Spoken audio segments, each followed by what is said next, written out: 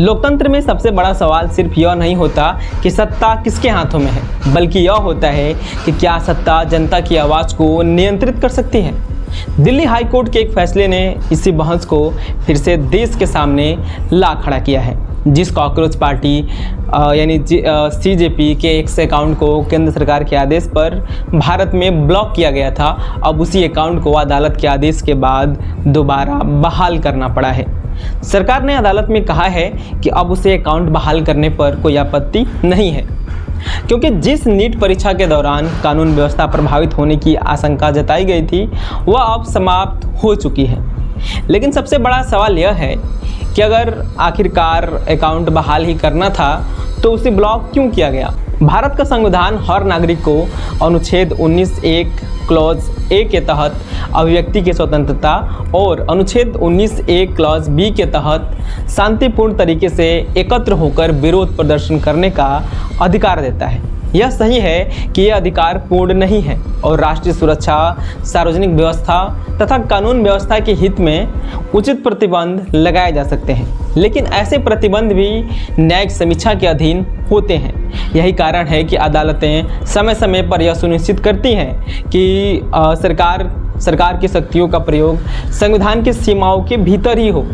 Cockroach जनता party का account NEET परीक्षा के दौरान ब्लॉक किया गया था। सरकार का तर्क था कि कुछ ऑनलाइन गतिविधियां सार्वजनिक व्यवस्था को प्रभावित कर सकती हैं, लेकिन बाद में दिल्ली हाई कोर्ट की सुनवाई में स्वयं सरकार ने कहा कि अब उसे अकाउंट बहाल करने पर कोई आपत्ति नहीं है।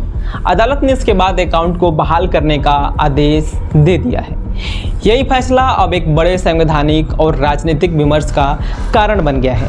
अब सवाल सिर्फ एक्स अकाउंट का नहीं है, सवाल यह है कि क्या किसी आंदोलन या सरकार की आलोचना को सोशल मीडिया पर सीमित करना लोकतंत्र की भावना के अनुरूप है।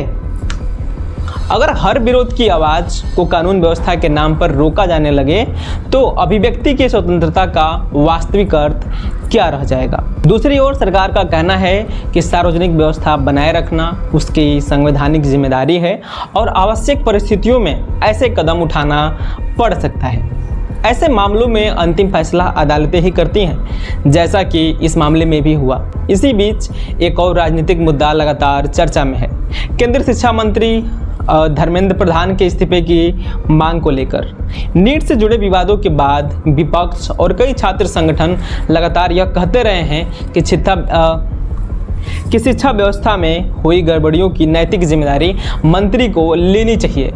उनका तर्क है कि जब लाखों छात्रों का भविष्य प्रभावित हुआ तब जवाबदेही भी तय होनी चाहिए, लेकिन केंद्र सरकार इस मांग को स्वीकार नहीं कर रही है। सरकार का पक्ष यह है कि केवल राजनीतिक दबाव या विरोध के आधार पर किसी मंत्री का इस्तीफा नहीं लिया जा सकता। सरकार का कहना है कि जांच एजेंसियां अपना काम कर रही हैं, सुधारात्मक कदम उठाए जा रहे हैं और जब तक किसी मंत्री की व्यक्तिगत जिम्मेदारी या कानूनी दोष सिद्ध नहीं होता तब तक इस्तीफे का कोई औचित्य नहीं बनता। दूसरी ओर विपक्ष का कहना है कि लोकतंत्र में जवाबदेही केवल कानूनी नहीं बल्कि नैतिक भी होती है। यही वजह है कि धर्मेंद्र प्रधान के इस्तीफे की मांग अभी भी राजनीतिक बहस का हिस्सा बनी हुई है। आज इस पूरे घटनाक्रम ने देश के सामने कई महत्वपूर्ण प्रश्न खड़े कर दिए हैं। क्या सरकार सुरक्षा और कानून व्यवस्था के नाम पर किसी संगठन की डिजिटल मौजूदगी को सीमित कर सकती है? क्या विरोध प्रदर्शन और असहमति लोकतंत्र की ताकत है या उन्हें नियंत्रित किया जाना चाहिए?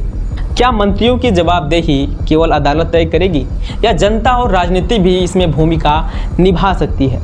इन सवालों के जवाब आसान नहीं है, लेकिन इतना निश्चित है कि लोकतंत्र की सबसे बड़ी ताकत यही है कि सरकार के फैसलों की समीक्षा स्वतंत्र न्यायपालिका कर सकती है और नागरिक अपने संवैधानिक अधिकारों की रक्षा के लिए अदालत का दरवाज़ा खटखटा सकते हैं। यही भारत के संविधान की सबसे बड़ी शक्ति है और यही लोकतंत्र की असली पहचान भी